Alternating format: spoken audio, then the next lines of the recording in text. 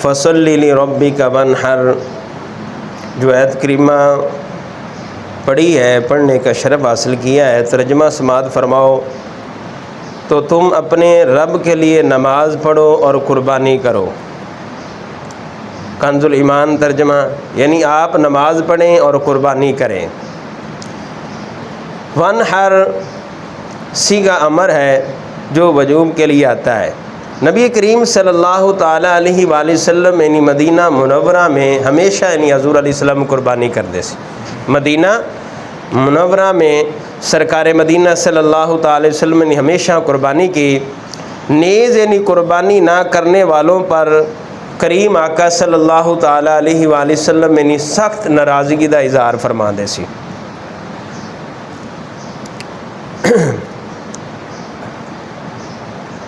بعض بے دین یعنی ہند اور نواز مسلمان ہر ہزار یعنی ہیلے اور بہانوں سے پاکستان میں یعنی قربانی روکنا چاہتے ہیں۔ کبھی کہتے ہیں کہ قربانی صرف مکہ میں ہے، حالانکہ آپ نے سنا ہے کہ جو اللہ تعالیٰ نے ارشاد فرمایا فصلی لربک وانحر، تم اپنے رب کے لیے نماز پڑھو اور قربانی کرو۔ نماز مکہ سے خاص نہیں، تم جس جگہ پر بھی ہو، چاہے مکہ معظمہ میں ہو یا مدینہ منورہ کی سرزمین پر ہو، جہاں کہیں بھی ہو، اس زمین میں جہاں کہیں بھی ہو نماز پڑھو۔ جب جہاں کہیں بھی ہو نماز پڑھو تو پھر جتنے بھی بندہ ہوئے پھر قربانی بھی کرنی چاہیے۔ مکہ شریف دے نال خاص نہیں ہے۔ دوسرا اے چیز یاد رکھو کہ نبی کریم صلی اللہ علیہ وسلم نے عیدگاہ دے اندر قربانی کردے سی، تاکہ انہیں جڑا طریقہ کار ہے سب نو پتہ چل جائے۔ قربانی دے نہیں طریقہ کار جو حضور علیہ السلام جس طریقے نہیں قربانی کردے سی، تاکہ دوسرے نو علم ہو جائے کہ حضور دا کی طریقہ ہے۔ تو عیدگاہ دے اندر یعنی عیدگاہ جو ہے مدینہ شریف میں ہے، عیدگاہ مدینہ شریف میں تھا۔ اب سمجھیں کہ قربانی جب یعنی حضور علیہ السلام یعنی قربانی کردے سی، یعنی قربانی مکہ معظمہ سے خاص نہیں، کیونکہ کبھی کہتے ہیں اس میں قوم کا پیسہ بہت برباد ہوتا ہے، سما معاذ اللہ۔ بعض یعنی کی کہتے ہیں کہ بہانے میں نہ کرن دے، یہ پیسہ بڑا برباد ہوتا ہے، پیسہ بڑا برباد ہوتا ہے۔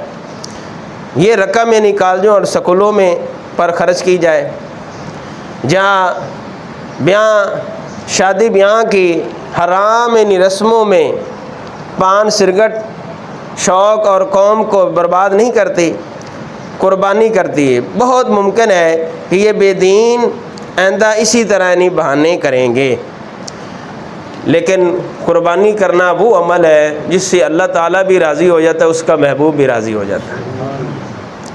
حضرت انس رضی اللہ عنہ سے روایت ہے، فرماتے ہیں رسول اللہ صلی اللہ علیہ وسلم نے سینگ والے میرے محبوب علیہ السلام نے بکروں کی قربانی کی، انہیں اپنی ہاتھ سے نہیں حضور علیہ السلام نے ذبح کیا، پھر بسم اللہ اور تکبیر کہی اور فرمایا میں نے آپ کو اور ان بکروں کی کروٹوں پر اپنا قدم رکھے دیکھا۔ ایک کون فرماتے ہیں حضرت انس، اور فرماتے ہیں کہ بسم اللہ واللہ اکبر، بسم اللہ واللہ اکبر، یہ حضور علیہ السلام نے یہ جملے ارشاد فرمائے اور قربانی کی تھی، اور ایک اپنی طرف سے اور ایک اپنے غریب یعنی امتیوں کی طرف سے جو قربانی پر قادر نہ ہوں، جیسے آگے آ رہا ہے۔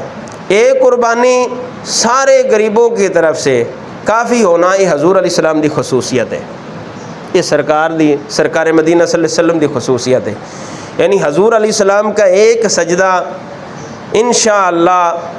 انشاءاللہ ہم جیسے لاکھوں گنہگاروں کے لیے ہمارا بیڑا پار کر جاتا ہے، ہمارا بیڑا پار لگا دے۔ قربانی اگرچہ ایک ہے مگر کس کی ہے؟ جو ساری مخلوق میں یکتا ہے، یعنی سرکار مدینہ صلی اللہ علیہ وسلم۔ اسی طرح جانور کو یعنی قبلہ روح لٹا کر میرے محبوب علیہ السلام اپنے سیدھے ہاتھ کے ساتھ یعنی قربانی کرتے ہیں۔ دوسری حدیث شریف میں آئے، اور پھر یہ بھی مسئلہ یاد رکھ لو کہ سرکار مدینہ صلی اللہ علیہ وسلم نے ذبح کرن تو بعد نہیں الفاظ پڑھے بسم اللہ واللہ اکبر، اے چیز سمجھنا ہے، کیونکہ جڑا ارادہ ہے میں یہ بھی قربانی ہے، یعنی قربانی دی ارادہ کرن اس تو بعد یعنی نبی کریم صلی اللہ تعالیٰ علیہ وآلہ وسلم نے، اور پھر ایک اور چیز یعنی کہ جندہ جانوار میں خود اپنے ہتھاں نہ کرے قربانی، کیونکہ سرکار مدینہ صلی اللہ علیہ وسلم جدوں قربانی کرتے سی اپنے ہاتھ مبارک نہ کرتے سی۔ ہاتھ مبارک نہ کرنا کی سنت مصطفیٰ ہے، سنت مصطفیٰ ہے۔ ہاں اگر کوئی کرنا نہیں جانتا، اگر کوئی کرنا نہیں جانتا تو اگر ذبح کرنا نہ جانتا ہو تو ذبح اور اسے کرائے، مگر سامنے موجود ہونا بہتر ہے، بھی ان دا کول ہونا بہتر ہے، بھی اگر وہ نہیں کرتا تو لہٰذا اس وقت وہ کول ہو بھی ان دا بہتر ہے۔ اسی طرح دوسری حدیث سماعت فرماؤ، حضرت سیدنا عائشہ صدیقہ رضی اللہ عنہا سے کہ رسول اللہ صلی اللہ تعالیٰ علیہ وآلہ وسلم نے سینگ والے بکرے کا حکم دیا، جو سیاہی میں چلتا ہو، سیاہی میں بیٹھتا، یعنی سیاہی میں دیکھے، آپ کی خدمت میں حاضر کیا گیا، اس کی قربانی کریں۔ فرمایا عائشہ چھری لاؤ، پھر فرمایا اسے پتھر پر تیز کر لو، اس وقت یعنی جو چیز میسر سی پتھر تے تیز کر لو۔ ہن آ چیز یاد رکھو کہ ساری اکثریت پتہ کی کرتی ہے، پہلے یاد نہیں ہوندا، ہاں جی، تو لہٰذا جدوں وقت آ جائے سر تے آ جائے پھر اسی اس وقت نہیں چھریاں تیز کرنی شروع کر دینے۔ پھر طریقہ کار کی ہوندا جانوراں دے سامنے کرنے ہیں، جانور دے سامنے نہیں کرنی چاہیے، جانور دے سامنے چھری نہیں تیز کرنی چاہیے۔ لہذا فرمایا کہ اسے پتھر پر تیز کر لو، میں نے کر لیا۔ پھر آپ نے چھری پکڑی اور بکرا، اور فرمایا کہ پھر بکرا پکڑ کر لٹایا، پھر اسے ذبح کیا، پھر فرمایا بسم اللہ واللہ اکبر۔ لہذا اسے محمد اور آل محمد اور امت محمدی کی طرف سے اے اللہ قبول فرما، یا الہی اسے آل محمد، یا الہی اسے آل